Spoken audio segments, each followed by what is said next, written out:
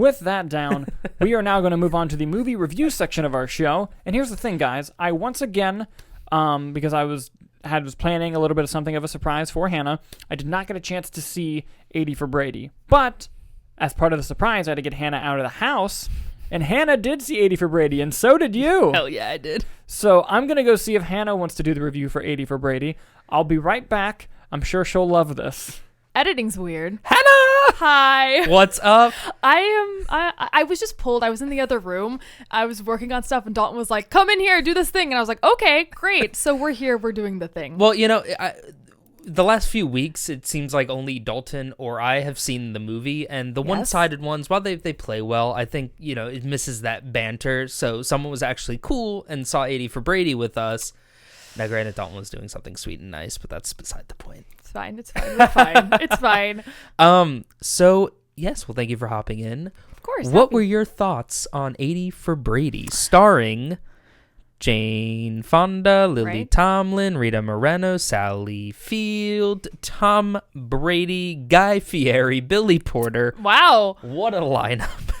Star-studded. It was a cinematic masterpiece, let me tell you. Were you also scared Tom Brady was going to pop out the screen and try to give you a kiss? I am now. If I watch it again, man. But yeah, 80 for Brady. I went in going in for, expecting just a good time, just a fun laugh. I didn't have high expectations. So, I don't know. It was exactly that. Was it the best movie I've ever seen? No. Did I have a couple laughs? Yeah. Was it pretty cheesy at times and some of the jokes didn't land? Yes. I mean, overall, it was fine is kind of how I feel. If you go in knowing that it's just kind of, a chill, fun movie you can go and watch, great. I wouldn't write home about it, but it wasn't like terrible. What did you think? So I have a few interesting thoughts on it, actually. Yeah. One, I think the only good thing about the movie is the four main leads. Right. I think their chemistry saves it, and I'm glad that they probably got a solid payday for it. I mean, you have 4 Oscar nominees, 3 Oscar winners.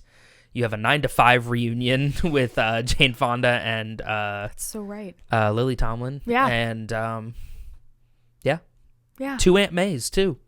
Sally Field was Andrew Garfield's. Lily Tomlin voiced Aunt May in the Spider-Verse movie. Yeah, a bunch of stuff happening. Wow. I believe some of them, I think Jane Fonda and Rita Moreno may have also competed the same year in the same category at the Oscars. They're so talented. You have to fact check me on that one, but I know 2 of them did compete the same year. Wow.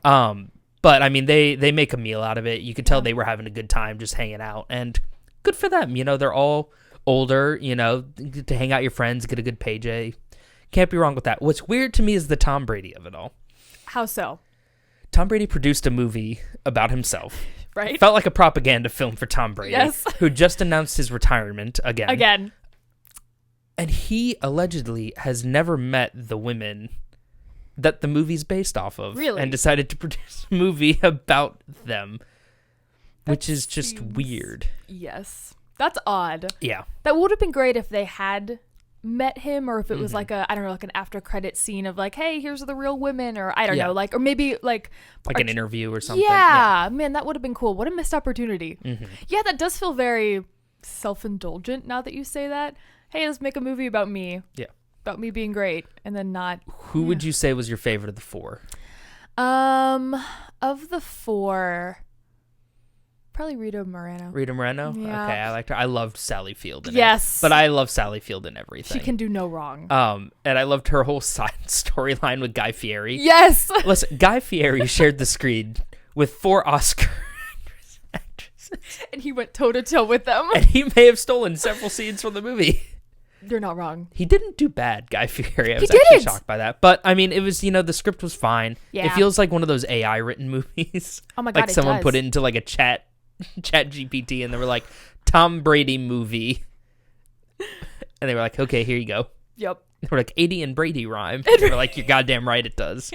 People eat it up. The thing is, and when the scenes had to be dramatic, like Lily Tomlin's speech at the end. Yeah. I thought, I mean, again, these are Oscar caliber actresses, so I think that really relies on it. But, I mean, it's not great. No. Unfortunately. It's fun, it's light, but I'll be honest, I don't think it's a recommend from me. I would agree. Unless you really love Tom Brady. I think you can skip this one, or if you really love all 4 actresses and Yeah. have 90 minutes. But I don't think you need to go to theaters for this one. I'm gonna stick to it. Don't recommend. I will completely agree. It wasn't, like I said at the beginning, it wasn't the worst thing I've ever seen. Yeah. I probably won't watch it again. And I mean, it was very fine, very mid. It didn't do anything huge, terrible that I can complain about, but it really didn't blow me away. Like, there wasn't anything, besides the actresses and the performances that were standoutish about And it. I mean, the script itself that they were working with was rough to begin pretty with. So the rough, fact yeah. that they were able to kind of get some of the stuff that they had. Yes. Also, I don't know if you noticed, a lot of the framing and blocking was really weird in the movie. And I don't know if that's a thing of, you have these 4 actresses, they're all older. If you just kind of put them in the space and then just let them go to town. Right. Because I'm not going to tell Rita Moreno what to do. You know what I mean? Right. Who the fuck am I? Yeah, literally, I'm just a peon. So it's like, it felt like they just kind of put him in like the living room and just let the cameraman just like, let's see, where are they at? Where are they at? Go, go, go. Yeah. That's a good point. Now that you mentioned that, it was, Yeah, some of the stuff was odd. yes.